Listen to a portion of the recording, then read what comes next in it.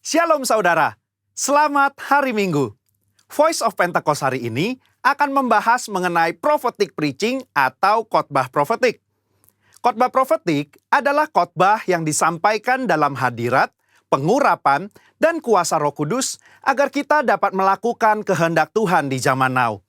Pada kondisi demikian, seorang pengkhotbah dapat menangkap pesan dan tuntunan khusus dari Tuhan melalui Roh Kudus untuk dilakukan pada saat tertentu.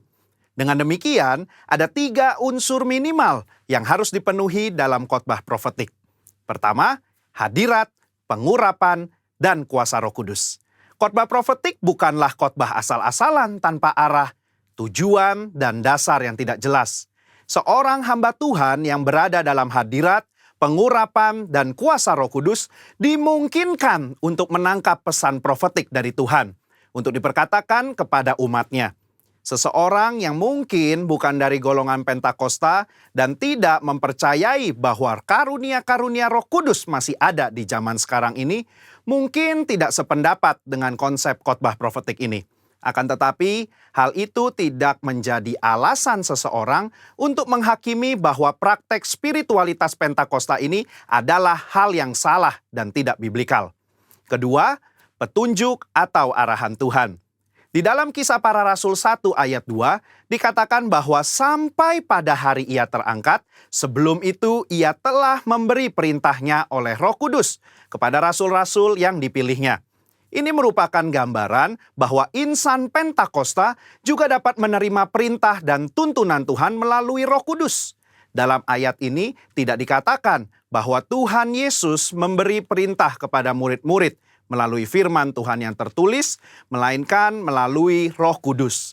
Hal inilah yang mendasari bahwa pengkhotbah Pentakosta cenderung membawa dimensi yang baru ke dalam persiapan khotbah, yaitu dengan menafsirkan ayat demi ayat di dalam konteks Alkitab dan tuntunan Roh Kudus untuk pendengar di zaman now.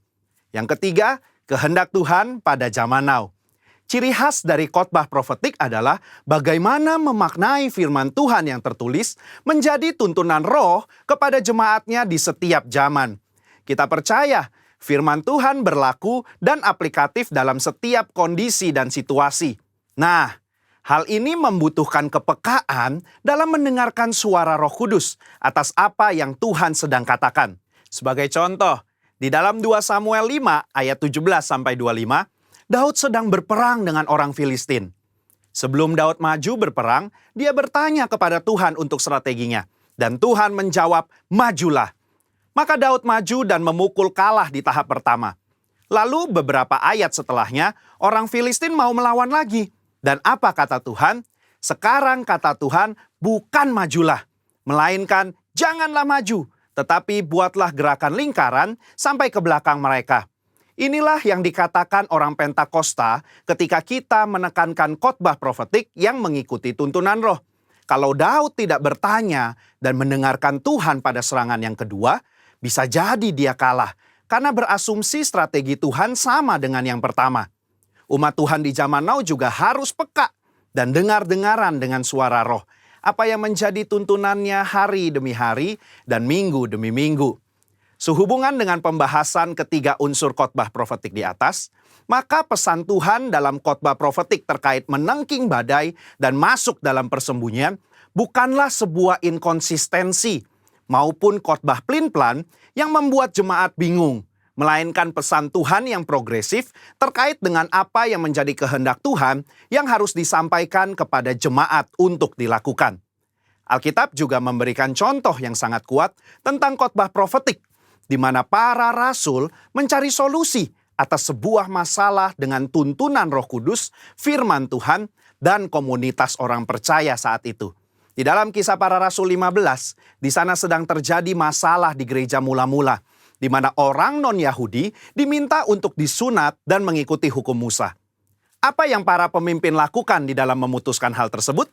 Kisah Para Rasul 15 ayat 15-17, Yakobus mengutip firman Tuhan dari Amos dan dia menafsirkan ayat tersebut menurut konteks pada zaman itu dengan menyederhanakan ratusan hukum Taurat menjadi beberapa hal saja, yaitu tidak boleh makan makanan yang dipersembahkan kepada berhala, jauh dari percabulan dan daging binatang yang mati dicekik, dan dari darah. Ketika mereka mengirim keputusan itu kepada gereja-gereja, itu adalah keputusan Roh Kudus dan keputusan kami. Ini adalah contoh nyata dari khotbah profetik yang menjawab masalah. Yakobus mengutip firman Tuhan dari kitab Amos dan bersama komunitas yang dipenuhi Roh Kudus menafsirkan dan memberikan pesan profetik untuk gereja mula-mula di zaman itu. Hal inilah yang mendasari bagaimana seorang pengkhotbah yang dipenuhi Roh Kudus harus bisa memberikan tuntunan kepada jemaat sesuai dengan kebenaran firman Tuhan pada zaman now.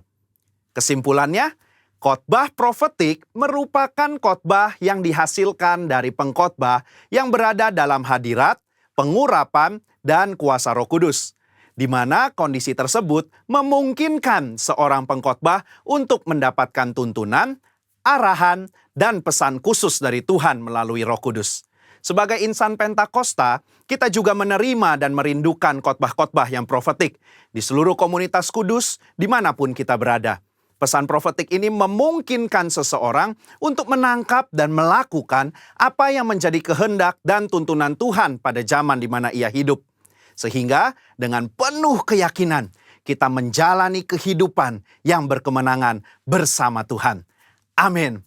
Saudara, untuk penjelasan lebih lengkapnya dari tim teologi kami, jangan lupa buka link yang ada di atas atau scan barcode yang tersedia. Tuhan Yesus memberkati.